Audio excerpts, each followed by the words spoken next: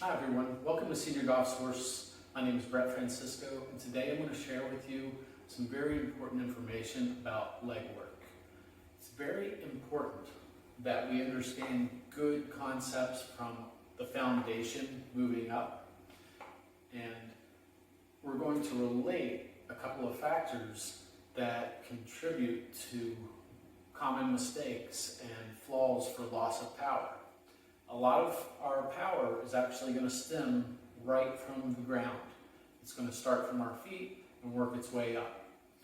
Too often do golfers try to throw their arms and shoulders into a golf swing and try to drive power that way.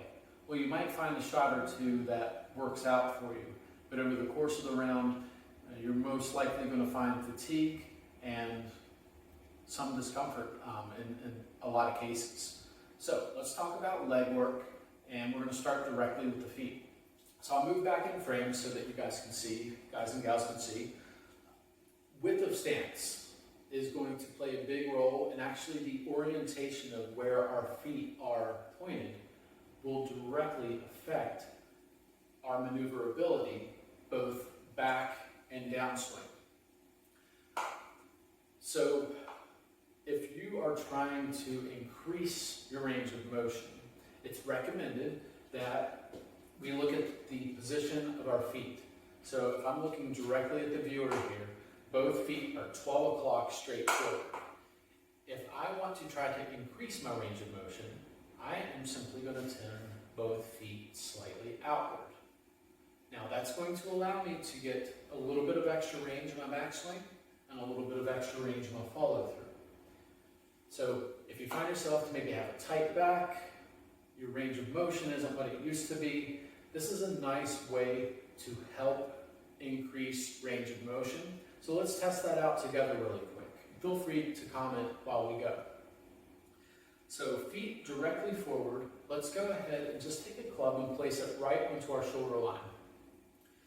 If I go back, I want to try to go back as far as I can, staying centered without swaying.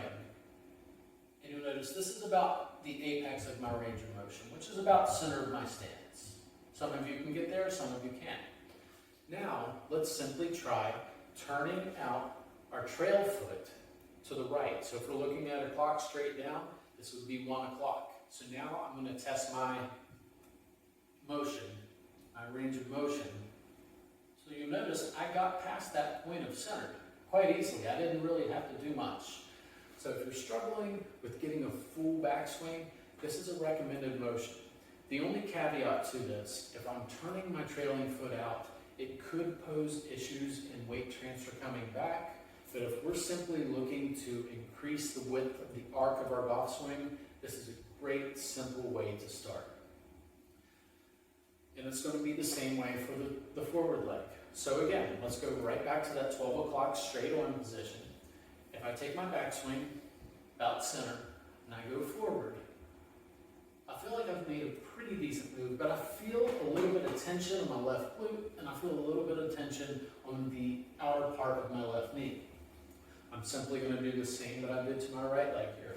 I'm going to turn it, so if I'm at 12 o'clock, I'm going to turn it to 11, and I'm going to try that same action. So I'll go back and follow through. You'll notice that there was a lot more torso rotation, my hips were able to clear more, and it's taken a lot of that pressure off my left glute, and there's no more strain on my left knee. So if knees and hips are a problem for you, this is a recommended practice. It's something that I would say maybe take to the range, get used to it, see if it's something that works for you. You might find that you find those extra couple yards that you've been missing over the past few years. So that will help increase our range of motion, both right and left. Now let's talk about what happens with our knees. So we'll go from feet to knees. So if I'm looking like I'm swinging down the target line, again, club to shoulder, and I'm 12 o'clock, 12 o'clock, this knee, if it straightens, my hips do increase in range of motion, but that's not necessarily going to help me with my timing. A couple of swings to study out there that you'll find beneficial. Check out Jon Rahm.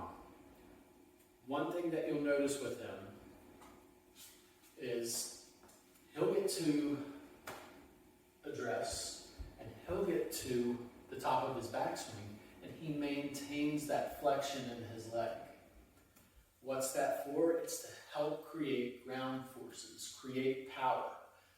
Think of this motion as though you were maybe throwing a ball.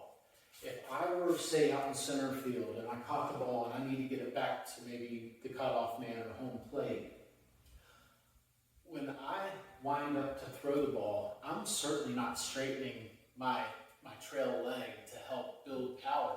And that's what happens with a lot of golfers. They'll take this move and they'll straighten that trail leg, and it's really not helping you with any power.